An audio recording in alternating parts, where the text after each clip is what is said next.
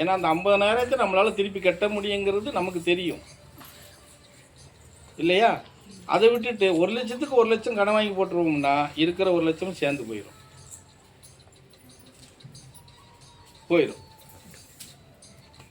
அப்போ நீ எப்படி முன்னேற முடியும்? அதுதான் நமக்கு ஆசைன்னு சொல்கிறது. 1,00,000 இருக்குது, 1,00,000 கடன் வாங்கி போட்டோம்னா நம்ம நீ 1,00,000 கடன் வாங்கி 2,00,000 ஒரு தொழில் ஆரம்பித்தாலும் அதிலிருந்து நீ எடுக்கக்கூடிய 10 ரூபா பெனிஃபிட் எடுக்கணும்னா 1 வருஷம் ஆகும். அது எந்த தொழிலாக இருந்தாலும் சரி. 1 வருஷத்துக்கு முன்னாடி நீ அதிலிருந்து லாபம்ங்கிறதெல்லாம் எடுக்கவே முடியாது. அப்போது இந்த லாபமே வராதப்போ வாங்குகிற 1,00,000க்கு நீ எப்படி பதில் சொல்லுவ? சொல்ல முடியுமா? அப்போது இந்த பதில் சொல்கிற 1,00,000 நீ போட்டிருக்கிற 1,00,000 ரூபா இதிலிருந்து எடுத்து தான் இங்கே கொடுத்துக்கிட்டு இருப்பேன். அப்படித்தான் கடன் ஆகுறது. இங்கே போட்ட 1,00,000 தான் வாங்கினது கொடுத்துக்கிட்டு இருப்பேன். ஆக மொத்தம் 1 வருஷம் ஆகும்போது 2,00,000 இங்கே காலி ஆயிரும். இங்கே நீ வச்சிருக்கிற தொழிலுக்கு ஒன்றுமே பண்ண முடியாது, மூடி போட்டுருவேன்.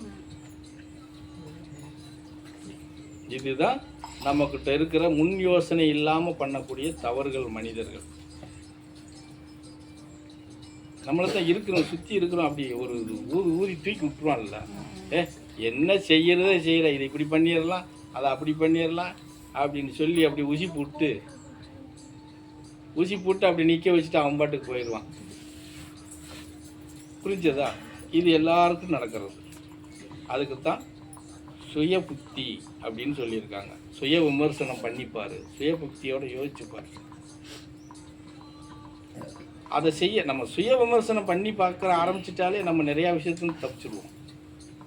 நமக்கு நாமே சுய விமர்சனம் நமக்கு நாமே பண்ணி பார்த்தாலே நிறைய விஷயத்துலேருந்து நம்ம தப்பிச்சிடுவோம். ஆனால் அதை செய்யவே மாட்டோம்.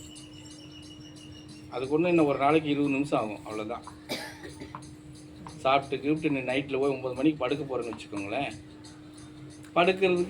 படுத்துக்கிட்டு ஒரு 20 நிமிஷம் காலையில் எந்திரிச்சதுலேருந்து இப்போ தூக்க போட வர்றது வரைக்கும் நம்ம என்ன பண்ணியிருக்கிறோம்னு உன்னை நீயே பரிசீலனை பண்ணி பார்த்துனேன். உன் தவறு உனக்கு வெளிப்பட்டு நீ என்ன தப்பு பண்ணியிருக்கிற, எங்கே சரியாக பண்ணியிருக்கிற அப்படிங்கிறது உனக்கே தெரிஞ்சிடும். இந்த இடத்துல நம்ம இந்த தப்பு பண்ணியிருக்கிறோம், நாளைக்கு இந்த மாதிரி எதுவும் பண்ணக்கூடாது.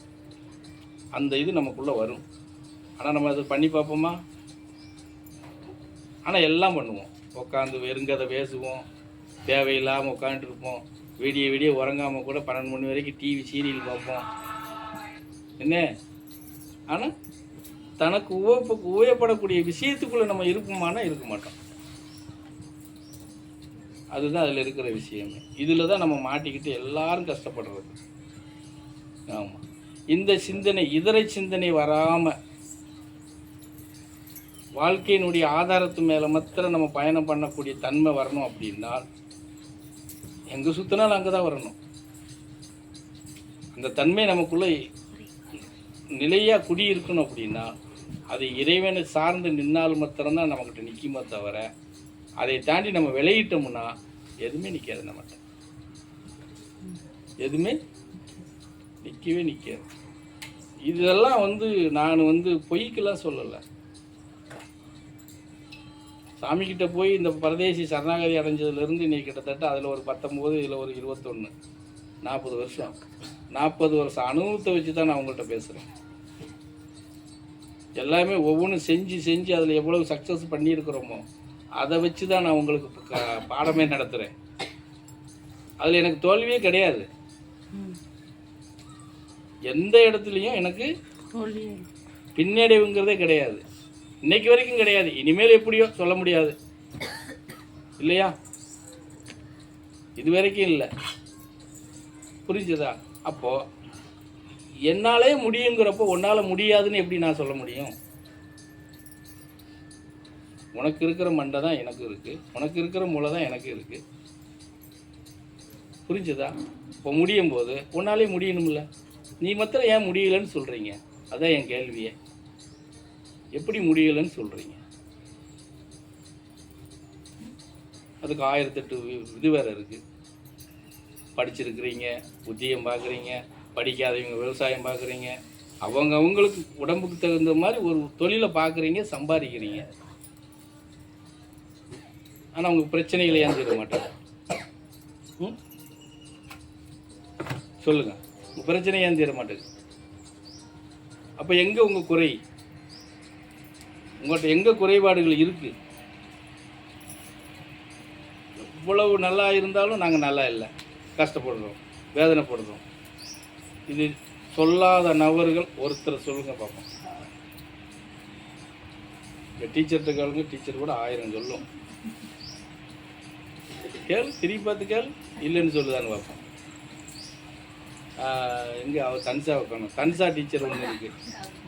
ஆமாம், அந்த டீச்சர் வந்தாலும் கேட்போம். அது இன்னும் கதையாக சொல்லும்.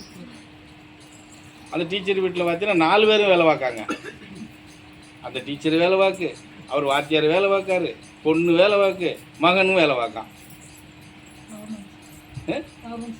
ஆமாம், எல்லோரும் கவர்மெண்ட் ஸ்டாஃபு. ஆனால் கதையாக சொல்லும் கஷ்டத்தை. அப்போ இதில் என்ன இருக்குது சொல்லு பார்ப்போம். அவங்க கணக்கு பார்த்தா கிட்டத்தட்ட பார்த்தீங்கன்னா இங்கே ஒரு 60 70, அவர் ஒரு 80, பாப்பா ஒரு 45. எவ்வளோ ஆச்சு கூட்டு? 185. பையன் வந்து 1.5 லட்ச ரூபா.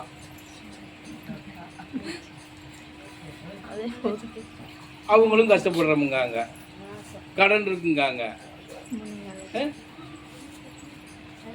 அப்போ யாரு தான் நிம்மதியாக இருக்கிறான் சொல்கிறாங்க பார்ப்போம்.